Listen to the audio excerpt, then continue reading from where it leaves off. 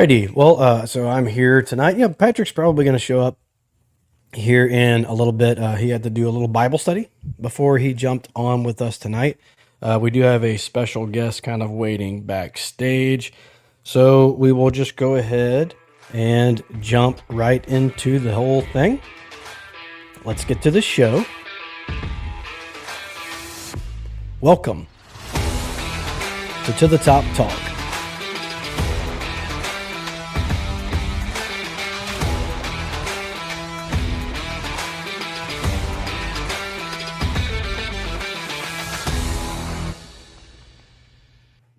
Greetings and salutations, everyone, and welcome to another episode of To the Top Talk, brought to you by Yingling Flight. To the Top Talk is the original and longest-running Southern Miss podcast in the market. We're recording this episode on July the 15th from beautiful Hattiesburg, Mississippi. Here, as always, with your break from the High Resource 4 propaganda to talk a little Southern Miss athletics. I am your host, Jason Bailey. Patrick Lowry will be joining us soon enough. Today's episode is brought to you by Yingling Flight. Yingling Flight is a premium light beer brewed by DG Yingling and Son Incorporated, the oldest brewery in America. 95 calories, only 2.6 grams of carbs, 4.2% ABV per 12-ounce serving. Crisp, clean, refreshing taste, now available in 12-ounce slim cans and screw-top 16-ounce pints. Pick yourself up some Yingling Flight today. And before we get into the whole thing, please go subscribe to our YouTube channel. Comment and review where you can. It really helps us out in that regard. And also head over to Best of the Pine Belt 2026. It's still a couple days left to vote. We've been a finalist like every single year, and we always come in second. In the last 2 years, we've come in second to a religious podcast, so I don't think that's fair. But, it is what it is. The voting does run through July the 17th, so today's the 15th. So you got 2 more days, and go ahead and do that, and who knows? This might be the year. So our guest tonight still makes his home in Hattiesburg. He was born in Flowood, went to high school in Forest, first team All-State in everything, it looks like. First team All-State in junior college at Hines, then went to Mississippi State, and finally Southern Miss is where he was first team All-American and Conference USA Player of the Year. Went on to play a professional career with the Chicago Cubs organization. And we will welcome him to the show right now. Luke Reynolds. What's up, buddy? Not much. Thanks for having me. Man, thank you so much. I know we've been talking about getting this thing going for a while, and your schedule kind of opened up, and we really appreciate you hopping on. Yeah. You're one of those guests that, it's like, how have we not had this guy, right? I know you spend a lot of your time in your deep. Let me ask you this: who do you think spends more time at DBat over the last month, my son or you? That's a good question. I mean, it's probably 50-50. It's pretty close. No doubt. But yes, so you grew up in Mississippi, where baseball is almost a religion, right? When did you kind of realize that this game could take you somewhere? Like, when did you think to yourself, I'm pretty good? I really didn't just fully decide on baseball until about my junior year of high school, which, I mean, I had 2 older brothers. My dad always pushed me to play as many sports as I could. In high school, I played football, soccer, tennis, didn't play basketball. I wasn't good enough for that. But, I played as many sports as I could growing up. And really, baseball was my best sport by far. But, I was just giving everything a shot and really knew that about my junior year, that was if I was going to play at the next level, it was going to be baseball for sure. And you played at Forest High School? Yes. Yeah. Wow. So I've been to that high school. I went to Northwest Rankin. I remember we played there once, and I want to say center field was about 240 feet. Is that still? It's got a big wall, but it is. Yeah, it's not very big. Yeah, it's like a center field monster. Very big. Hey, talking about playing all those sports, I have a 9-year-old, about to be 10 years old in August. And I know that I'm involved in travel ball, you're involved in travel ball, but how important do you think it is for kids to play different sports? I think it's very important. I encourage all the kids that are with my Knights youth program, all my teams. I encourage them to play as many sports as they possibly can. It just makes you better athlete. Just makes you more versatile. Once I know when I was getting recruited, and I had a lot of talks with coaches that they were happy that I played quarterback in high school. They came to my football games. They wanted to be able to see me move and do Huh. other things. But yeah, as far as when you go into different team camaraderies, a lot of it's the same. But when it comes to football, it's just a little bit different of a team camaraderie than it is baseball. But it just molds you, I think. It just makes you a better all around athlete and person, really. Hey, what do you think you got most out of football? I know we're going to get into all your baseball accolades in a minute, but you know, again, just my son's kind of coming of age to where he's thinking about doing these kind of things. So Yeah. I think he's too small. I think he's going to get injured, and I'm kind of like putting my foot down. But the more I think about it, does it teach you a good kind of aggression? I think it can. Yeah, I Hmm. think it does, especially if you have good coaches that are molding that into you. I mean, for me personally, it was just one of those things where, especially in Forest was it's always been a football powerhouse. Yeah, So it was like kind of growing up, you Jack knew you were going to French play back in the football. day. Like that was the thing. Like if you better play football. So I mean, like I said, had two older brothers and had two older cousins that lived right beside me. So we grew up competing all the time, and so it's one of those things. Just brings the competitor out of you, and just I don't know. It kind of helps you deal with adversity a little bit different. Just kind of forces you to hit it head on, and Yeah. you can't be timid playing football, or you're gonna get hurt. So you got to get after it. So Jack French was the coach at Forest High School forever and ever and Okay, ever and yeah. ever. Won a ton of state championships, and they destroyed Northwest Rankin one year. It was a lot bigger school.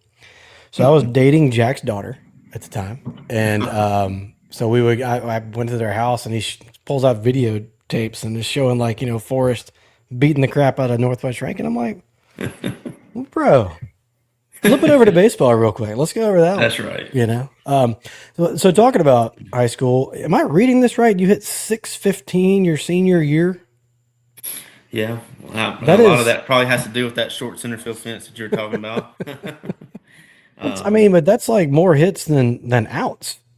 So yeah, I mean, were you just that much better than everybody else? Like every time you got up there, was it surprising when you got out? I mean, I really despise getting out, Yeah, and that was kind of my mo. It's just like I always wanted to be a tough out. I was never scared to get to two strikes. I wanted to see what all the pitcher had to get me out, and it was just one of those things. I think I started off my freshman year and had a 300 batting average. Then my sophomore year was 400 something. Junior year was 500. So I remember going into my senior year, I was like, I got to get 600. Like I can't. good gosh. I've gone up 100 points every year. I was like, I've got to get 600. So that was a goal of mine before that year started. And so I was like determined for it. Yeah, no, I mean, it's just incredible. Just at any age in any league. That I mean, in softball, I think that would have to be pretty good. So I mean, so you're a stud. What was recruiting like when you're coming out of high school? I know you went to Hines to start off, but Yeah. left-handed hitter, power, obviously hit for a ton of average, above average speed, can play a lot. I mean, quarterback, so I'm imagining recruiting was pretty hot. Just how did that go down? So it really wasn't. The only person I talked to before the summer going into my senior year was East Central Community College, Yep. and I believe there was that rule with junior colleges where you had a district, right, Yep. where you had to, like, at the time, I think it was my sophomore year, like if I was going to go to junior college, it had to be East Central or it could have Mm-hmm. been Meridian. Um, but so I was only talking to East Central, and then I remember, um, well, when it comes to summer ball, I didn't really do travel ball growing up. I played it, but it wasn't as big as it is now. Sure. The showcases and stuff I didn't really do. But going into the summer, going into my senior year, I went and did state games Yeah. and tried out for that, and had a pretty good tryout. Made that roster, and then that tryout was at Hines, and met Coach Temple there, and then had a good Sam state Temple. games.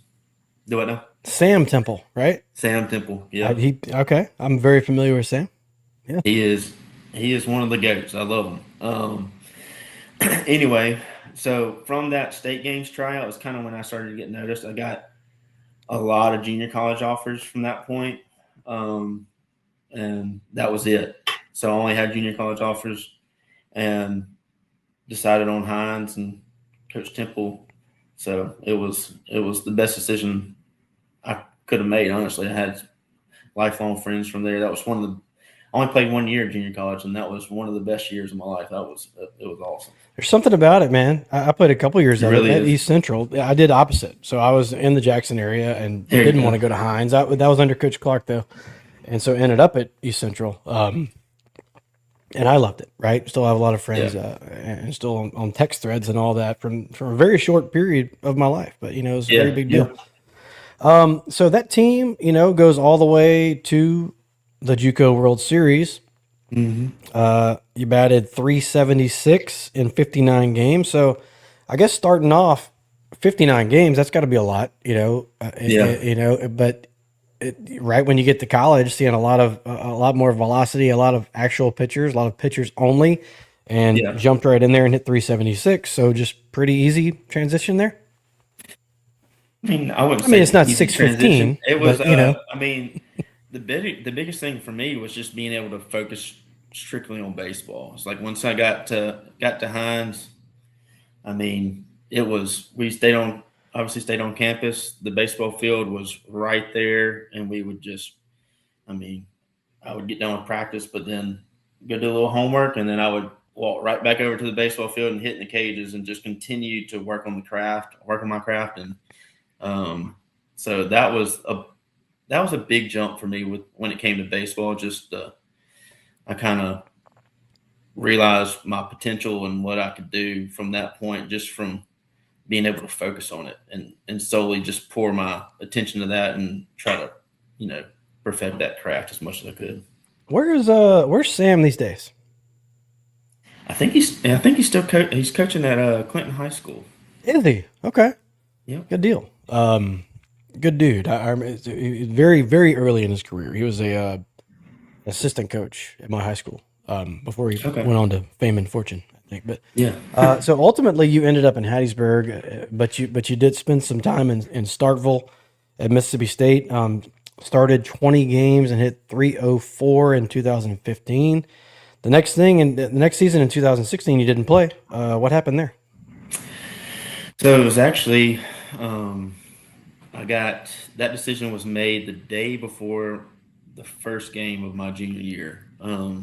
It's a long story. So it was one of those things. Like you said, I hit 304 the my sophomore year, and felt like I was sitting good to play third base, to start third base that next year. Um, and it just didn't work out that way. I remember I went to I can't remember who we were playing, but it was the day before the first game, and I mean, up to that point, I was thinking I'm starting third base tomorrow, right? Yeah. Like I was feeling good about it. So was my teammates. But as soon as I got a call from Cohen, who was the coach at that time, asked me to come into his office, and he wanted to basically he didn't cut me or do anything like that. He just wanted to redshirt me, which I had some questions about. But that was one of those things, I would have probably entertained it because that was Mississippi State was honestly my dream school growing up. I was a diehard Mississippi State fan growing Yeah. up. So obviously it would have been like, I definitely would have entertained it. But I was supposed to get my scholarship doubled that following year for my senior year, and asked him about it, and he was like, well, I don't think we're going to have a scholarship for you. And so it was one of those things where I was like, all right, well, Wow. I think I'm going to go a different Are you direction. serious? So it was That's just one of those. crazy. Yeah, it was just it was unfortunate, but it it's definitely a God thing because it brought me down here, and it was I loved it down here, so I wouldn't have been here without it. Well, we're sure glad that it happened, right? So, Yeah, so you transferred to Southern Miss in 2017, but had to sit out because of those archaic NCAA rules at the time. right, right. So that was 2 years that you sat. Mm-hmm. That must have been tough. I mean, you're riding high and just excelling at every level that you've played at since you've been playing. So it's 2 years. Still playing summer ball, but having to sit Yeah. during college. So I mean, what did you learn during those years? That's a lot of baseball to watch. So I'm sure Right. you It must was have tough, learned especially. I something, mean, right? yeah, it Mm-hmm. was tough. I mean, that 2016 year was probably the toughest because I mean, I was doing baseball every single day. It was part of the team, and then the day before the first game, it was separated, and so it was Good one of those gosh. things where I was still going to school at state, um, and still great friends with the guys on the team, but just couldn't. It was just different, and so that was a really, really tough time for me.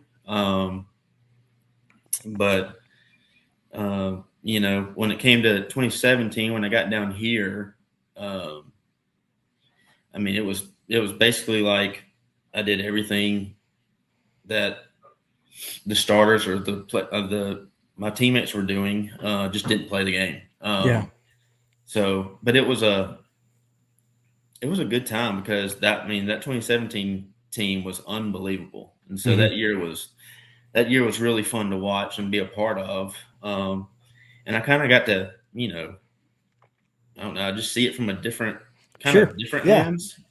So it was one of those where I was sitting on the bench, but I wasn't bench type of deal. You know what I mean? It was kind of could see it in a different lens, and just be able to pick up on honestly, I got to pick up on just the pitching of Conference USA at the time, and just kind of really in with the SEC play as well, but just Mm-hmm. being able to pick up on just the patterns that the pitchers would do. A lot of times Huh.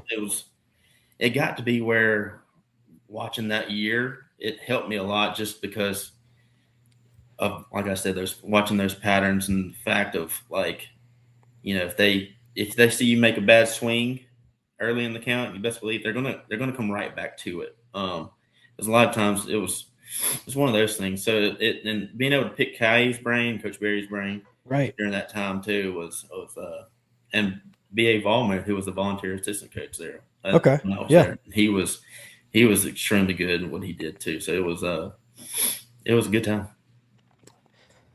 So when you finally did get to play, I mean, 389 with Southern Miss in 2018, 15 bombs. Which one of those surprises you more, the 389 or the 15? Probably the 15, because I always kind of described myself as more of a hit over power type of guy. Mm-hmm. Um, just more so like didn't really want to strike out, wanted to put the ball in play, wasn't really trying to hit the ball out. I was wanting to hit the gaps and just hit doubles as much as I could. Um, but yeah, I would say, I mean, the Pete kind of played really well into my swing. I'm always been kind of geared to hit the ball to the opposite field, the left center field gap for me. And basically every night at the Pete, it's a jet stream out to left center. And so you just get the ball up in the air that way and it's got a chance. So I would say that number is probably the most surprising for sure. I always thought that, and I'd like to get your thoughts on this, but forever I thought that you had to have a team at Southern Miss that could hit in order to be successful. Not that we haven't hit recently, but I think that everybody knows that pitching has been our calling card for the longest time. Right. But the reason I thought that was like, man, the wind blows out so often. It's a launching pad in so many different ways. So, what do you think about that? I mean, like, how is Oz doing it? It's like he's, I know we aren't like at high elevation, like in Colorado or anything, but people hit a lot of home runs at our field. Yeah. So I always thought that, man, if we don't have a team that's going to hit or going to threaten that 100 home run mark, it's going to be tough to win a lot. And then here we are, right? Yeah. Why is that? I don't know. That's a good question. I mean, with Coach Oz, I mean, what he always impressed me with, and what he does with his pitching staff, is just makes them commit to their pitches, Hmm. and really believe in their pitches and believe in their stuff. And so our pitchers are very confident in what they do. They don't throw, or they don't walk people very often. Right. They're filling up the zone. And they like to keep you off balance. So I mean, it's one of those things. I think Coach Oz isn't scared to work the top of the zone either at the Pete. So it's one of those. I think he's got that pitching staff believing, like, and just committed to their pitches and their craft. So I think they just have a lot of confidence. And for high schoolers out there and little leaguers out there, I mean, that never changes, right? I mean, if you can throw more strikes than the other team, and if you can strike out less offensively than the other team, and then make the routine play, those are kind of the three things, right, that you want to do. Yeah, Not everybody's going to throw 100 miles an hour and strike out the world. Not everybody's going to hit a million homers. But if you do those three things, that kind of keeps you in the game no matter what level, right? 100%. Yeah, it's one of those things. Just like everybody falls in love with throwing 100 or hitting the home run now, instead of just kind of working, being able to hit the spot that they want to hit when they're on the mound, be able to hit that inside corner, work glove side, or throw that sinker down and away, and just being able to hit those locations, it goes a long way. I mean, like you said, it's just being able to control what you can control, So Love uh, it. Yeah. that was kind of my MO. That was kind of my Southern Miss team when I was there. That was our MO. It's just basically do your job and just control what you can control, and it's gonna take care of itself. Yeah. Well, I agree. That's fantastic. Did you like playing at the Pete? Oh, I loved it. I loved it. I was actually telling somebody this the other day. It was like, I mean, I played at state. We played in front of 15,000, and then obviously we played probably close to that when we went to Arkansas's regional in Hmm. 2018, and a lot at Ole Miss and all that area. But I'm telling you, when the Pete is packed out, I mean, that is one of the best atmospheres that you can play in front of or even see. So it's one of those things it's special. I think it's a very knowledgeable fan base. Like at the games, they are respectful to the game, and then they're also, very proud of the team. So I think it's a good mix, and I love it. I love it out there. It's something. It's just kind of organically happened too. With the way the Right, roost right. is and way we didn't just build a cathedral. It's kind of just it is what we make it. Honestly, Yeah, very much like the Rock when football's rolling, and like Reed Green when basketball's rolling. It's the people really and truly the people make the difference. no doubt. And right now, and baseball's just rolling right now, so everybody's that's what comes to mind first. But I mean, we sit out there in the roost. I mean, it's just it's um it's a very interesting vantage point from out there, and it's a family. It's like a giant picnic, but there's Yeah, also this game going on that everybody's not missing a pitch. yeah, It's yeah. so it's Very kind much of a it is. sideshow, but it's also just everybody there wants to be there really bad. Yeah, And I think that yeah. makes so. So after college, spent some time with the Chicago Cubs organization. drafted in the 10th round in 2018 draft. I mean, that's got to be a dream come true. You've gone through some Yeah. hardships. You had to sit those 2 years. It just seems crazy with someone of your ability, but it happened, and you held your head high, and here it is, drafted Yeah. in the top 10 round. So, was that the case? I mean, dream come true. Yeah, for sure. For sure.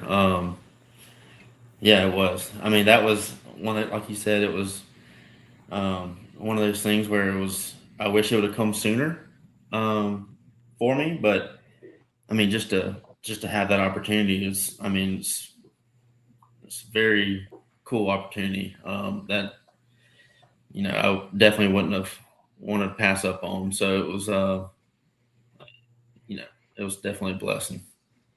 Yeah, I can imagine. So what is pro ball like? I mean, like, I guess, like, first of all, what was the call? Like, did you get a call from the office, like, or from the, like, how did that go down? What were you doing? Were you out walking the dog? Were you sitting on the couch? Were you I sweating? was I was at my house in Hattiesburg at the time with my brother and my fiance at the time, but now wife. So we were just kind of taking calls from my agent and just kind of walking around the house all day. Just I didn't really do anything. Just kind of walked around, just kind of hung out. Um, but yeah, I didn't get a call from the Cubs or anything, but I got a. My agent was like, "Hey, I think the Cubs are going to take you right here," and so we got put it on the TV and got to watch it. So it was pretty cool. Pretty Yeah, cool. very, very cool. So what was that like? I mean, pro ball. So it's Yeah. As far as pro ball, man, it's definitely a different type of baseball, really, when it came to uh, just coming from college. Like you sure. said, playing in front of the Pete and playing in front of 6,000 and all these passionate fans, and then when you come and you get to spring training, you're playing on the backfields and you're playing in Hmm. front of nobody. Yeah. So back So back on the high so school field, like, and so for people that don't know, they've never been to spring training. I've been down to Tampa and the Lakeland. I've been in the Florida one, and the Cubs are out in Arizona, right? Arizona, yeah, yeah, So it sounds like it's the same deal there. So there's a main field where the big team's going to play, but then behind those fields, it's like a little league park yeah, with talent everywhere, like in a threeplex.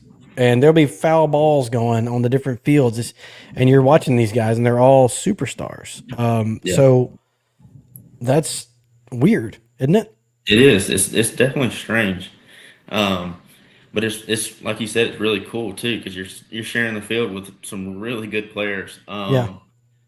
But yeah, as far as I mean, when it came to pro ball, like the kind of the difference with the biggest difference for that for me and college was kind of it became very individualized.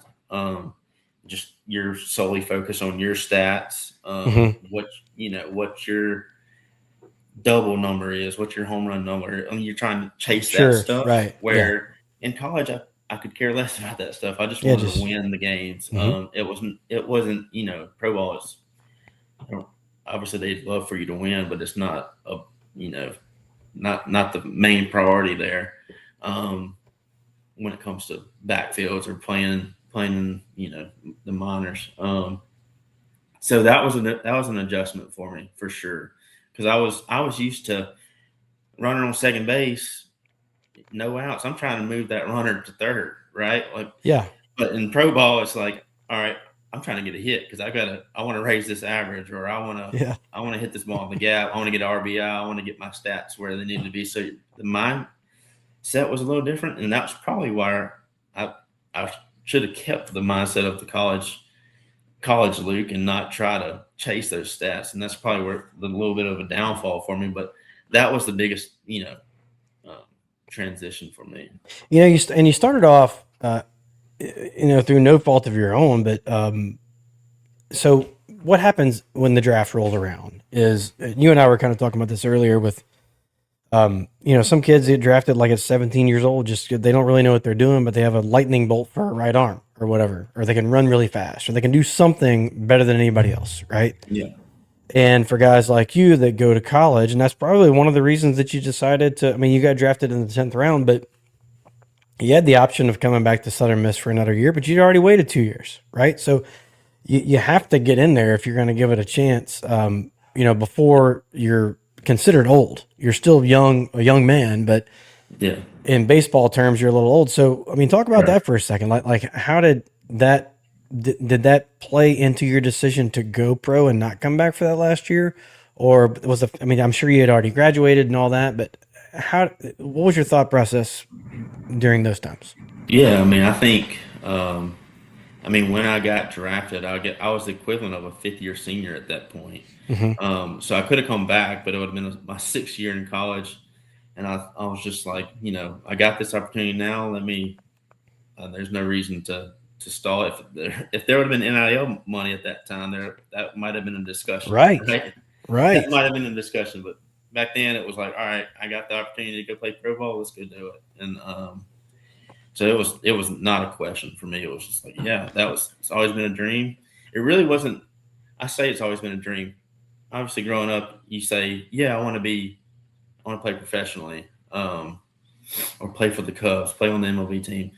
But you really don't kind of feel I didn't know college baseball was a dream until really my senior year. Hmm. That was of high school. It's like, all right, I think I can get there. Let's get there. And then once I got there, once I got the Hines, it's like, I think I can play D1. Now let's set that goal and let's do that. So it was kind of one of those things where I didn't think of like I'm going straight to my eyes are on pro ball. It was more so let's just get to the next level. Once I got to that level, it's like, all right, let's get to the next level. So um, that was kind of my mindset. But yeah, once I got that opportunity, it was a no brainer. Sure. For the guys that are about to go down that road of playing professional ball, any advice for them?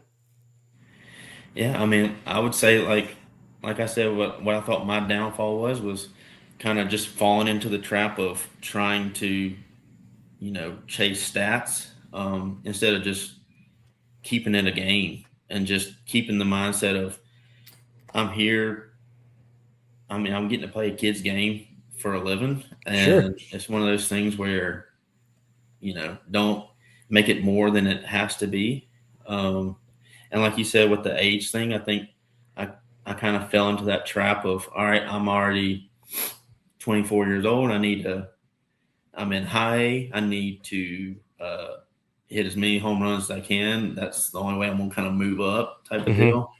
Um, so I would say, the guys going to the pro ball is play Hit a bunch of loose and homers. just have fun. Yeah, hit a bunch of homers, but no, just don't chase stats and just play the game the right way. And when there's a runner on second base with nobody out, move the runner over and play it the right way. That's Hmm.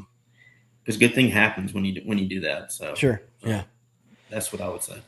No doubt. But this is a Southern Miss podcast. And after, this, you've mentioned a few of them already, but what are some of your favorite memories from that year at Southern Miss? Like when put on the black and gold. I mean, does anything stick out like right away? You're like, yep, Yeah. this day.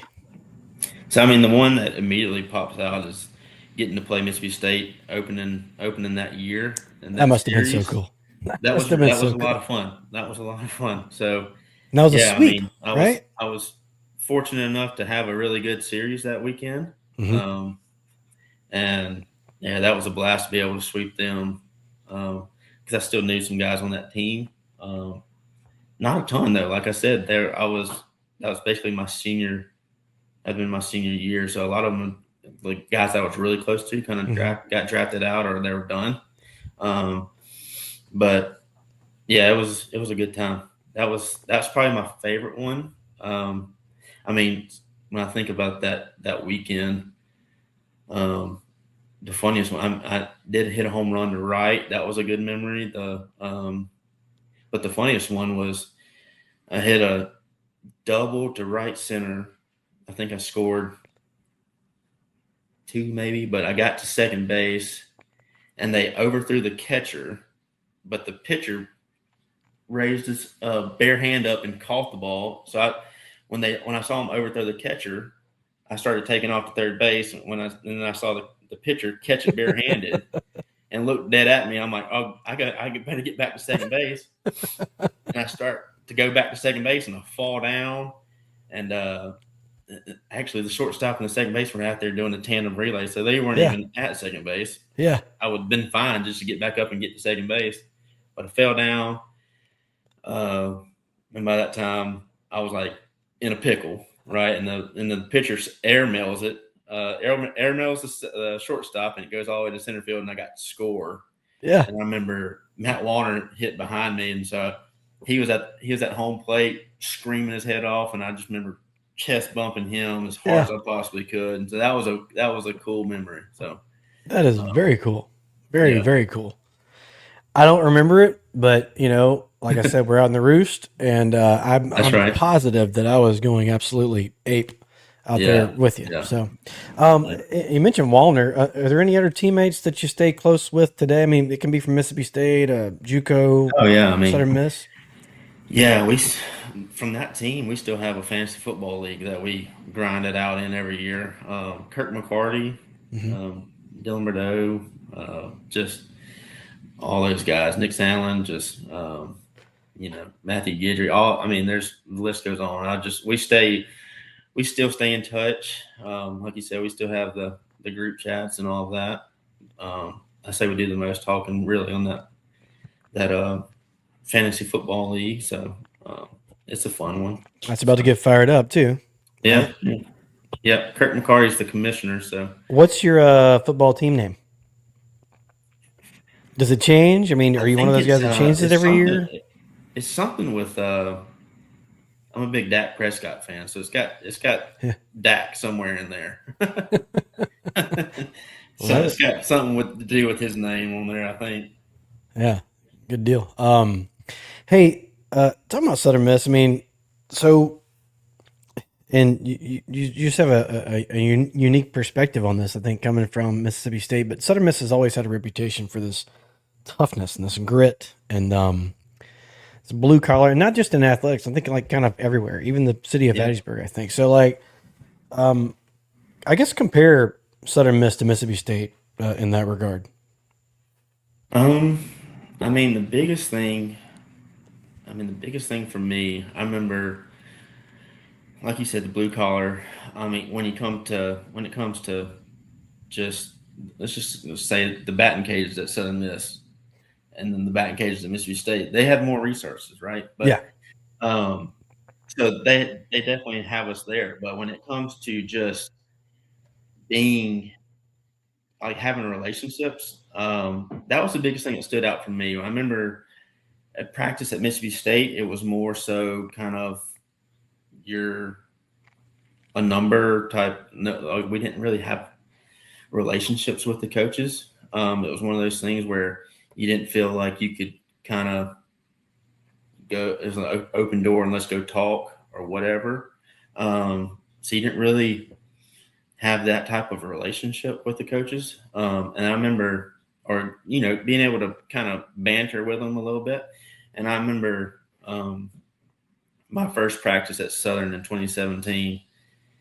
The players were just bantering with Coach Kai and BA and just messing around and having a good time at practice, like just the stretching, the warm-up part of it. And I was like, I remember I called my dad after practice and was like, I think this is going to be a good fit. I was like, they're having fun, and you have a relationship with the coaches. Like, never once did I feel like I couldn't just go to Coach Berry and talk to him about whatever I wanted to, or Kai or Coach Oz, any of them, Coach Federico when he was here.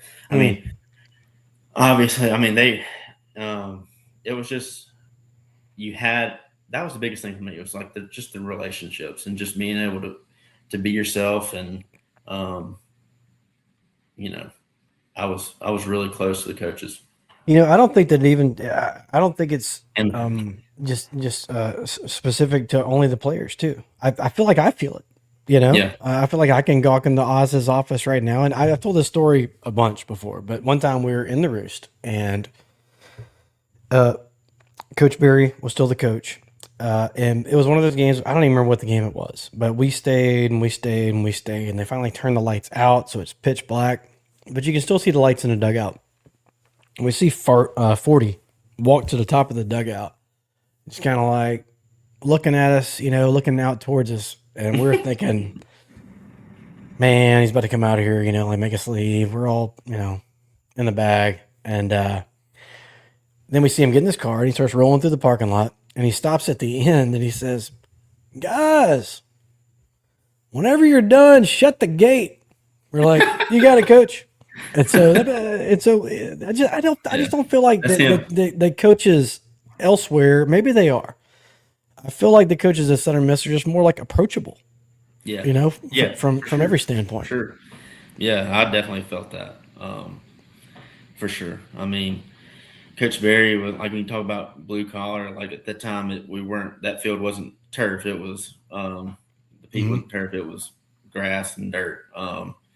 I mean, after practice, that dude would grab his leaf blower, Yeah. blow off that curtain around home plate. He would rake the dirt. It was one of those things like, you know, a lot of times those coaches at those positions, they're done with practice. They're going to go in their office and do whatever they else they have to do. They're not going to.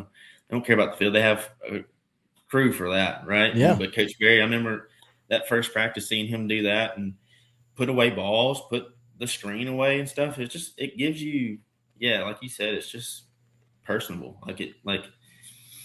It gives you a sense of pride in the program, obviously, but it's like it's one of those things where you want to play for that guy.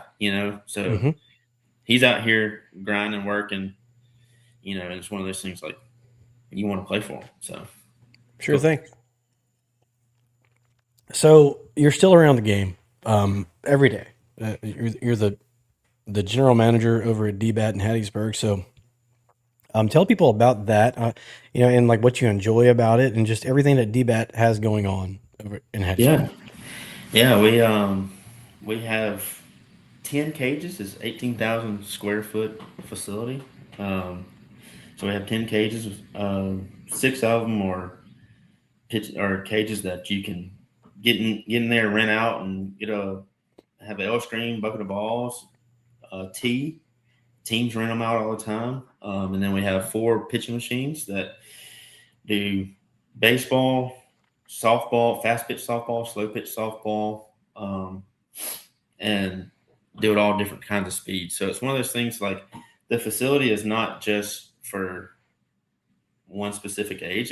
It's I mean all ages. I mean we had the other. I mean it was probably last year. I had a 90-year old man come in there and hit off the pitching machines with an old like Rawlings wood bat that it was just awesome to see. So it was Wow. one of those things like the dude. It's like you said. It's not limited to a certain age. Like anybody goes in there and can kind of knock off some rust and just have a good time. And we do lessons. We have memberships. Have some team memberships as well. So it's a good time in there. Very cool. It's very, very, very cool. And you give lessons to kids. So my son Jack has come and got some lessons. He's attended some camps there. He loves it.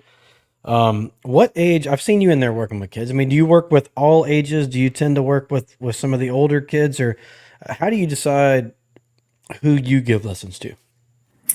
Me personally, I usually give lessons at starting at 12. Um, I feel like that's when they can start to really comprehend um, kind of what I'm putting down when it Hmm. comes to hitting.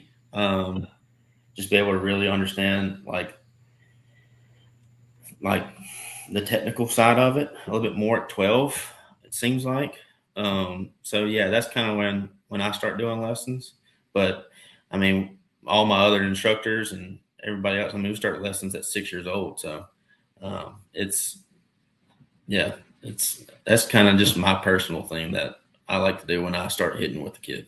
I think at 12 years old, yeah, they have the ability, and you can teach them, and you can tell they still want to learn. They still think you're awesome. And it's Yeah, before they have like, well, that attitude. Like I yeah, don't do it like that. right? Yeah, So yeah, yeah. it's kind of That's that's right. kind of the sweet spot. That's right. What is there any common flaw that you see with most kids that come into work with you? Like does is there one thing that you're like, well, we got to fix that right away most of the time? I mean, a lot of it's just being on that front foot as a hitter. Um, and then they get to where they're dragging the barrel or finishing below their shoulder. But the list goes on and on when you're landing on that front foot a lot. So that's the biggest thing is just correcting that lower half and getting Hmm. it right. And usually that lower half like corrects a lot of stuff. Hmm. It'll just kind of simplify. It'll correct back path, posture, getting your posture right, stuff like that. I'm not big on changing people's hand positions. I think the one unique thing when it comes to hitting is your stance and how you get to launch. That's unique to every hitter, Hmm. right? So I'm not big on changing people's natural hand position or where they're comfortable unless it kind of has to be changed. But I tell kids all the time, it's like where it matters is how we get to launch. Like how when we get to launch, when you see the best players in the world hit, once they get there, they all look the same, Yeah. right? Hmm. Um, so it's one of those things like, all right, let's perfect. I don't really care how we get to launch, but let's get to launch early, and then let's perfect that after Sure. launch. Yeah. So that's kind of my mindset when it comes to hitting. So in a lesson, if anybody's out there that's listening right now that is like, we've been thinking about going, but we see the building over there. We don't really know what's going on inside. Just kind of walk them through like what they're going to look at, and then like what a lesson would be like with you or with one of your staff members at DBat. What can Yeah, a player and a parent expect? yeah. So I mean, we cover all aspects of it. Most of my instructors um, cover all aspects of when it comes to baseball and softball. So we have softball pitching instructors. We have baseball pitching instructors. It's hard to come by finding a catching instructor Hmm. for baseball. So we don't have one of those currently. But yeah, I mean, when it comes to just the lesson, we do 30-minute lessons and then we do an hour lesson. Um, a lot of people will do the hour lesson and break it up 30 and 30. So like they want to do 30 minutes of defense and then 30 minutes of hitting. You can Hmm. do that. 30 minutes of pitching. You can, and 30 minutes of hitting. You can do that. So it's very intentional though. We have plenty of uh, tools at our facility that our instructors can use that can help during the lesson. And so a lot of drills, a lot of things that, I mean, I think if you ask people that have gotten lessons there before, I think you definitely come out better than you left.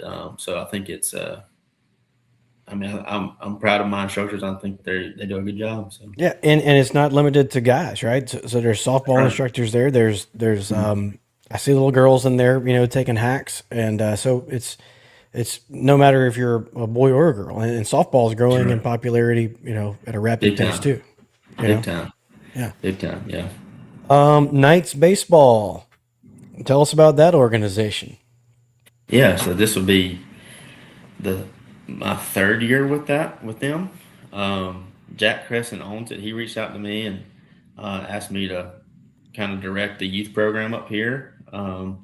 He's an awesome dude. I mean, big name when it comes to baseball, and just the Knights organization when it itself is just it kind of speaks for itself. It's a really good organization nationally, especially in the high school showcase side of things. I mean, obviously everybody around here knows JoJo and Jacob Parker, and so Hmm. they were with the Knights since they were 10 years old. And then Connor Griffin was with the Knights for forever. So they put out talent. We have a lot of resources when it comes to the Knights. And then yeah, like I said, we're just trying to grow the uh, the youth program here, and try to be with every team. And we're going to have uh, 6 teams this fall. So Yes, I feel really good about the teams and feel really good about just the development side of things, and so I look forward to it this fall getting after. Tell you what, every time we roll up with the team that I coach with the Hattiesburg Generals, we roll up and I look at the bracket and I'm like, the Knights are in it. I'm like, all right, guys, look, hey, buckle up. Okay, you want Yeah, to be the best, you got to beat the best. So and so, but I do think that the coaches that I've ran across, and I mean Mark Maddox is one of those coaches, right. Yeah, and he's a world class guy, and West obviously knows Bighammer. baseball, and just yeah, it's Holmes is a coach. He's yes, he's coaching one of the 10U teams, and then Martin Hankins. We got some right, good coaches. So yeah, very good. Al Sellers, he's an Oak Grove legend too, from Sure, what I've heard. sure, yeah. Um, no, but it's very cool, and anything that can promote baseball, man, especially around here, it's kind of easy, honestly, with Yeah, yeah, the that's amount right. of good players that are around. But man, doing things like this DBat and developing the league, I mean, it's only going to make it better. So we really Yeah, appreciate it. yeah. A few more things, we'll get to some quick hitters, and we'll get you out of here, Coach. But Okay.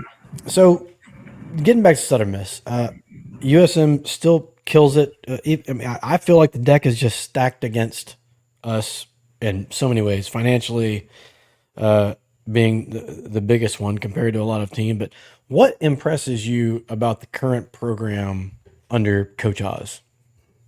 Just the grit, just the willingness to fight and not, and who cares about the big name, right? Like, doesn't matter Mississippi State coming in or Miami or who. It doesn't matter, right? It just we're just as good as them, and it's one of those things. Like, I think Coach Oz does a really good job, like we said, of self belief, and he Hmm. instills that into his players, and I think it translates onto the field. And it's one of those things.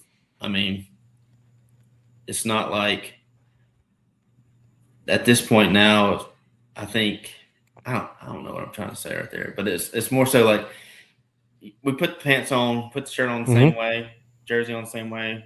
I mean, we're just as good as them, if better, if not better, and they just have that self belief. So it's just, I you think know, it kind of adds a little bit instead of yeah, just flying everywhere and having these world class hitting facilities and all that, and all of a sudden, I feel like we kind of wear that on our sleeve. We go someplace, we're like, you know what? Yeah, our cage isn't as good as you, but you know what? We're about to whoop that ass. that's right, You that's know, right, I think that's just yeah, like when we took a bus here, and we're proud of that. So let's yeah, strap it on. There's just something to yeah, it. I don't know. yeah. So if a talented player is coming out of high school right now and they're trying to figure out where to go, and Southern Miss is an option, what would you tell that player? Well, I think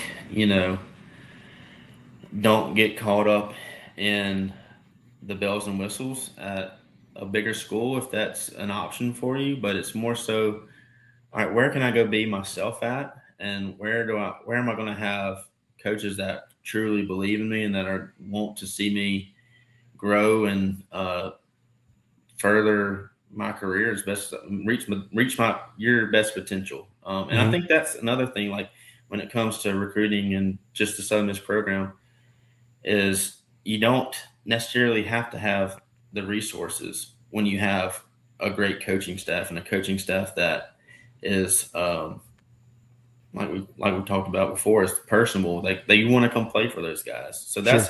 that's how Southern Miss is able to get good baseball teams. Is because we have great coaches, and you want to come play for them. So I would tell them high schoolers is like, you're coming here, you're coming to a fan base that loves you. That's gonna, you know, I know there's so many guys that I played with that they, let's say they were in a different state, but now they live in Hattiesburg, right? And so once you come here, it's like you want to stay here. So because of the people and the relationships you build.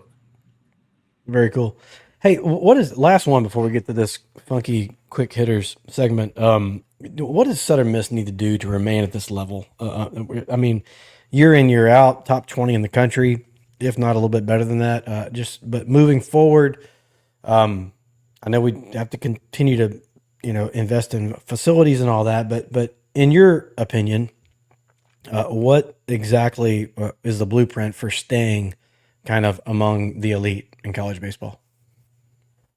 Um, that's a good question. I mean, I wouldn't change anything, honestly. Let's just keep rolling. I mean, I think it's one of those things like how they run the program is first class.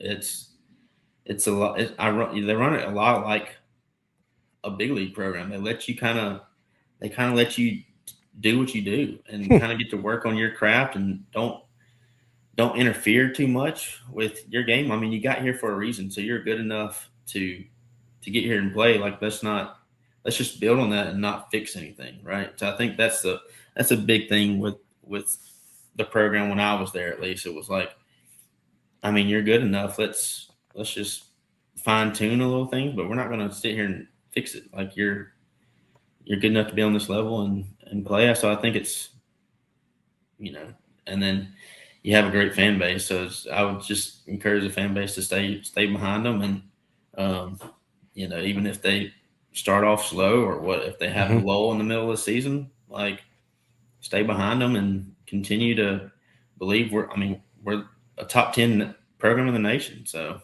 Yeah. it's one of those things like, let's just stay there. Yeah. Don't worry about why. Just, don't worry about why. Just keep going. Keep doing it for sure.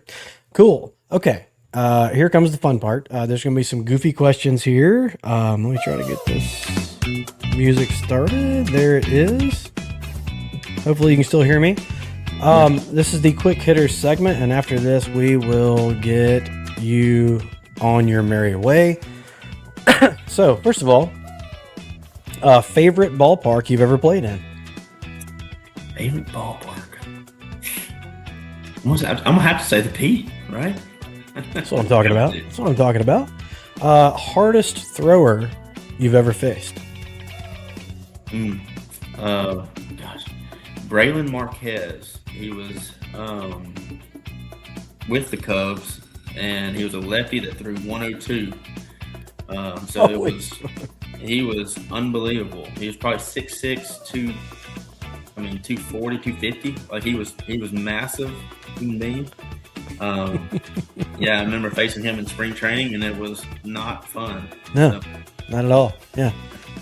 He had a sidearm slot that felt like it was. Oh my God, that's even worse. It was it's like tough. Randy Johnson, but faster. Yes, it was unbelievable. Kind of. Yeah, it's a lot. Funniest teammate? I'm going to say Keller Bradford. Okay. Which is now he coached here, and then he went on to, now he's at Liberty. But me and him were teammates at Hines, and then we were teammates here at Southern. So I knew him a little bit from travel ball growing up, and dude is just a goofball. Yeah, he's a character. He was always a good teammate. Everybody loved him in the clubhouse, and he was just he's a funny dude. Thinking back to all the teams I've played on, I think if I were to ask myself that question, the first guys that always come to mind are bullpen guys. Yeah, right? That's right. Yeah, they got all that time on their hands. They can shoot. Yeah, no doubt. Try to get this. There it goes. Okay, I'm not as good at this as Pilo is, but we're getting there. Best baseball movie of all time is? It's got to be Sandlot. I mean, I know that's probably an original. It's a great one. I say that I really like the Natural growing up. Yes, one of my favorites. Roy Hobbs. Yeah, Roy Hobbs. Yeah, and who was that? Kim Basinger played Memo. Yes, yeah. Like in her heyday. It was nice. Right. Best advice on the baseball field you've ever received? I mean, kind of go back to what we talked about earlier. It was just control what you can control, which is your attitude and your effort. Just being able to go out there and give it your all, and whatever happens, happens. Perfect. I know you play golf. You mentioned that to me a time or two. So your average score on 18 holes is? I just recently got to scratch, so I'm pretty proud about that. Wow. Now you lefty or righty? I'm righty, so Okay. I cannot swing a golf club left-handed. The only thing I can do left-handed in my life is swing a bat left-handed. Everything else is right-handed, so it's a little bit strange. Funny, my 2.5-year-old son Rifkin, he's the same way. He does everything right-handed except swing a bat left-handed. So it's crazy. I did not influence that. He just picked it up that way. Wow. Very nice. Very cool. What's your favorite Hattiesburg lunch spot?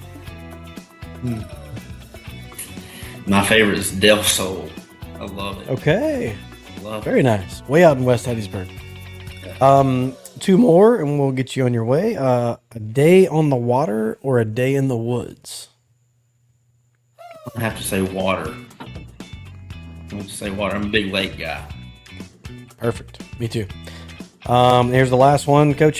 So you can only keep 3 apps on your phone, and they have to be downloaded apps. So it can't be like Messenger or anything like comes on there automatically. What 3 apps are you keeping? I say Twitter, YouTube, and then let's see, probably Facebook, I guess. Very good. Those are the 3. Let's see if I get that. And we do that. And we do this. This is a lot of stuff Prelude normally does. Cool. That's it for the Quick Hitters segment. Thank you for playing along. And are you on social media? Are you on Twitter and Instagram and all that? Yeah, I'm on Twitter. So remind people Instagram like where they can follow you at on there. I'm not very active on there. I don't know if I'd be a very good follow. I just get on there and look at other people's Instagrams and Twitters and all of that. So, right. Yeah. Well, very good, man. I appreciate you coming on so much. I told you it was gonna be like 30 minutes, and we went an hour. So that's just how I do it. But and just on your way out the door here, is there anything else you'd like to say to the Southern Miss faithful out there? Just thanks for the support when I was here and or when I was playing, and come see me at DBat and let's have some good stories. Yeah, some good stories with each other. Let's do it. Awesome, man. I appreciate it so much, Luke. And on the way out the door, Southern Miss to the top. Thanks, buddy. All right, you can shut her down, and I will finish it out. Okay, and there he goes. So it's just gonna be me from the on the way out here. Very much appreciative of Luke for coming on and doing that. And everybody should go by DBat and check him out. I mean, a lot of times he's sitting right there at the front desk, and I didn't even recognize him the first couple times, and I was like, "Is that Luke Reynolds?" And it was. So then we started talking to him, and we finally got him on the show. So very excited for you guys to get to hear this episode. We would like to thank our title sponsor once again and remind you that Yuengling Flight is available in 12-ounce slim cans and 16-ounce screw tops at most retailers. You can pick yourself up some Yuengling Flight today. It's very good, and it tastes like beer. Those are both good things. The Cloverleaf Mall tweet of the week. So I have a couple of these, and I'm not going to be able to play the second one, but the first one, it came last week, but Cloverleaf Mall tweet of the week is brought to you by Katie Bailey with Dunbar Real Estate. Any house, anywhere, anytime. Call today, 601-408-9980. But the first, I wanted to give it up to Patrick McGee. You can follow him at WPMCGEE. So he tweeted out, and he has a graph here that he's made on Microsoft Excel that says the major contributors to the Southern Miss program, baseball program, then the number of players that were retained from that major contributors number, and then the final column is the retention rate. So in 2021, there were 12 major contributors, retained 12, so 100%. 2022, 14 major contributors, retained 12, 86%. 2023, 12 for 12, 2024, 13 for 13, 2025, 14 for 14, 2026, 9 for 9. So over that span of years there, that 6-year span, 74 total major contributors, 72 retained for a total retention rate of 97%. And what he says in his tweet, in the body of it, is with the portal window closed, credit to Ostrander and the staff for another cycle of perfect retention of major contributors. This was an especially difficult year with 3 USA baseball camp invitees in the rotation that surely would have substantial interest if they had entered. So, again, hey, just a lot of that stuff Luke was talking about, right? People like playing here. They like going to the beat. They like the coaches. They like the fans. And, maybe not all of the bells and whistles that you get elsewhere, but it just doesn't matter, right? So that's a good thing for us to hang our hat on in that regard. The second tweet of the week that I had was from Cloverleaf Mall himself. You guys just have to go look it up. It has it's a quote from Ricky Bobby and Jean Girard. And it goes through, it has everybody in it. It has Blake Anderson in it. It has Hobson in it. It has Ellis in it. It has everyone. And it's one of the funniest things that I've ever seen in my life. So on July the 11th, Cloverleaf Mall tweeted that out. Please go and check it out. It is worth every bit of the time it takes you to do that. There is another couple Southern Miss baseball camps coming up. July 20th through the 23rd, the summer kids camp is going on. They had one earlier this summer. There's another one right before school starts back. And then the big one that I'm looking forward to is the father-son camp, August 29th. That's kindergarten through 8th grade. It's awesome. It's so cool. Sign up quick because it's probably going to fill up. Who knows? It might have already filled up. I don't think that I've signed up yet, but it's my favorite camp to attend. It's one day. It's at nighttime. You get to go through all this stuff with your son. All the players are out there. All the coaches are out there. You get to be on the Pete. It's just cool. It's fantastic. So I really, both of the camps are well worth it, but that is just something special to it. So I really enjoy it. You can reach out to usmbaseballcamps@gmail.com. or contact Braden Luke at bradenluke@usm.edu. And we did mention that the three Southern Miss starters, Graydon Harris, Camden Sundstrom, and Camden Clark, were all in the Team USA training camp over in Durham, North Carolina. Another thing that happened, Ladd Rhodes has been promoted to hitting coach, and we will have Ladd on the show before long. Kyle Cheesebro announced as a new recruiting coordinator. There's tons that we can do with that name, right? Southern Miss Baseball has announced they're heading to Frisco, Texas for the Frisco College Baseball Classic in 2027. That's going to be March 5th through the 7th. It's going to be Southern Miss, UC Irvine, Oklahoma, and Kansas. That will be awesome.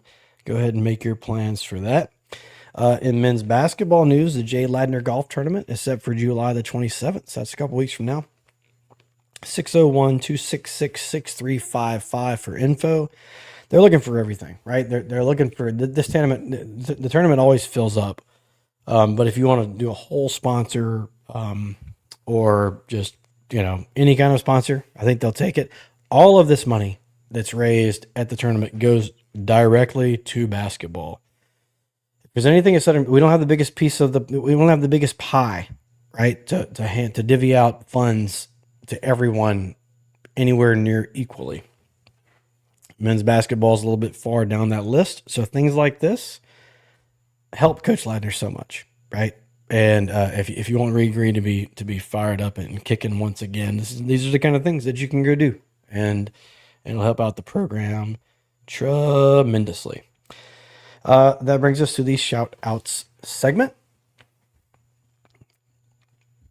So shout outs, the shout out segment, I think we're done with this, but anyway, the shout out segment is brought to you by Art of Rue. Art of Rue is a locally owned and operated restaurant in Hattiesburg serving po' boys, gumbo, red beans, seafood plates, and more. located at 208 North 38th Avenue, and can be found on the web at art-of-rue.com. So go on there, check them out, look at what you might want to order, and then go in there and order it. They're super friendly, and it's great food. I've never had a bad meal there, so you can take it from me. And that is it. I will give a shout out real quick to Will Miller, Rex Banks, as they coached the Hattiesburg 10U Dixie Youth All-Stars this past weekend up in Kosciuszko. I think they went 2-2. It's a good group of kids that they went to this same team went to the World Series the year before, and they finished up one step short of that this season, but that's still something to hang your hat on. So good on you guys, and way to represent Hattiesburg up in Kosciuszko. I challenge anybody without Googling it how to spell Kosciuszko. I can't do it. There's a C in there somewhere. I don't know. Anyway, this episode was brought to you by the premium light beer Yuengling Flight, established in 2020 by the oldest brewery in America. Crisp, clean, refreshing taste, only 95 calories, 2.6 grams of carbs. Pick yourself up some Yuengling Flight today.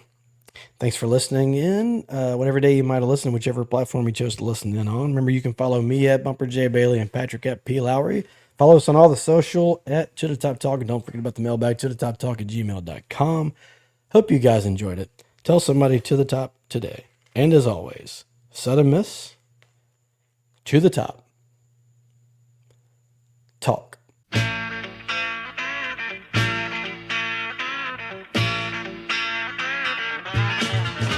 I could play for Alabama, USC, or Notre Dame. You have lots of things to offer, but Southern Mississippi put you all to shame. I was born here in Hattiesburg, never ventured far away. When it comes to playing football, here in Eagle Heaven is where I'm gonna stay. I could play for North Carolina, Ohio State, or LSU. You play a good game of football, but Southern Mississippi is a whole lot better than you.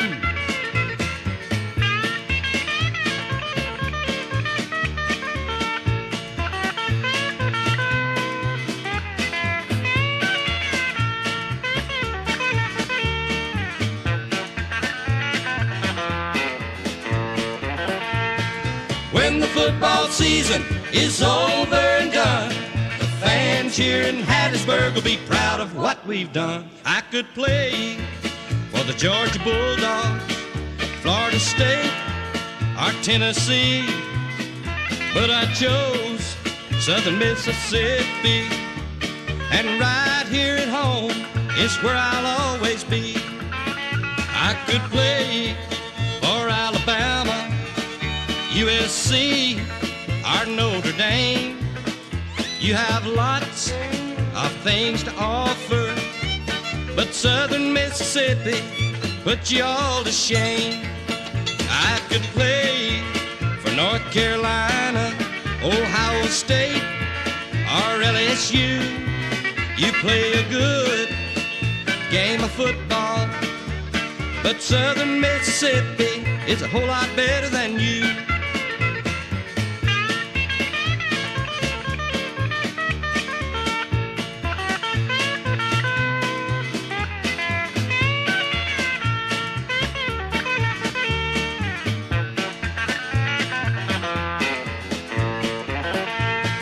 When the football season is over and done, all your teams with famous names will see we're number one. Ask Mississippi State. Ask Mississippi State.